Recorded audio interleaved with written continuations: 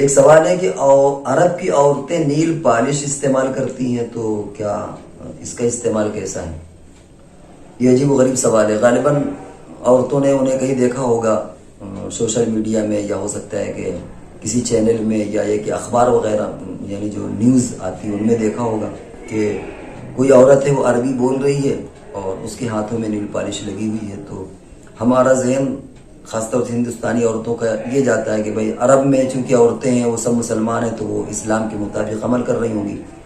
تو اول تو یہ مغالطہ اپنے ذہن سے نکال دیں کہ عرب کی عورتیں ٹھیٹ اسلام پر ہی چل رہی ہیں. سرے سے یہی غلط ہے. اگر اسلام پر ہی چل رہی ہوتی ہے تو وہ بے پردہ کیوں آتی؟ اور یہ بھی کیا ضمانت ہے کہ جو عربی بول رہی ہے یا جو نیوز جو بیان کر رہی ہے، جو بھی نیوز دے رہی ہے وہ مسلم ہی ہے؟ کیونکہ عربی بولنا بھی کوئی ایسا تو نہیں کہ خالی عرب کے مسلمان ہی عربی بولتے ہیں. یہودی بھی عربی بولتے ہیں، بہت سے دوسرے مذہب کے لوگ ہیں لیکن ان کی زبان عربی ہے. تو اول تو یہ چیز سمجھ لینا چاہیے کہ ان کا عمل ہمارے لیے کوئی دلیل نہیں ہے. اب اس سلسلے میں ضابطے کی بات سمجھ لیں. ضابطے کی بات ہے کہ اگر نیل پالش ایسی ہے کہ اس پر پرت چڑھ رہی ہے تو ظاہر ہے کہ پھر وہ جائز نہیں ہے، کیونکہ اس سے وضو اور غسل نہیں ہوگا. لیکن اگر کوئی ایسی نیل پالش ہے کہ اس پر پرت نہیں ہے، ابھی ہمیں نہیں معلوم ایسی کوئی نیل پالش ہے یا نہیں، لیکن مان لیجیے تھوڑی دیر کہ اگر اس میں کوئی پرت نہیں، جیسے سرخی لگ جاتی ہے ہونٹ میں اور اس میں کوئی پرت نہیں ہوتی، تو ایسے نیل پالش کا استعمال درست ہو جائے گا. اور یہ بھی ممکن ہے کہ وہ کوئی ایسا آرٹیفیشیل طور پر لگا لیتی ہوں ناخن، جیسے آدمی انگوٹھی پہنتا ہے اور اتار دیتا ہے. ایسے ہی ممکن ہے کہ وہ جس وقت وہ شو میں آتی ہیں یا جس وقت وہ ان کو پروگرام کرنا ہوتا ہے انہوں نے اس کو انگلیوں میں چپکا لیا اور لگا لیا، اور اس کے بعد جب اپنا اس پروگرام سے باہر گئی تو اس کو نکال کر کے رکھ دیا، تو کوئی مسئلہ ہی نہیں ہے. لیکن پھر بھی یہ چیزیں اچھی اس لیے نہیں ہے کہ کوئی مسلمانی تہذیب تو ہے نہیں.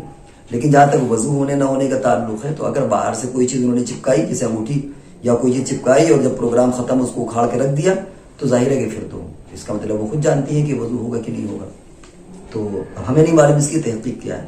لیکن اگر عرب کی عورتیں ایسا کرتی ہیں، وہ وہی اوریجنل جو باقاعدہ نیل پالش کرتی ہیں، تو پھر وہ وضو نہیں ہوگا اور حکم وہی رہے گا. عرب کی عورتوں کے کرنے سے کچھ نہیں ہوتا. اور اگر وہ باقاعدہ چپکاتی ہیں کہ اس کو چپکایا اور اس کو ہٹا کر کے اس کو رکھ دیا، تو ایسی شکل میں وضو ہو جائے گا، کیونکہ وہ وضو بنانے کے وقت میں اس کو ہٹا دیتی ہیں.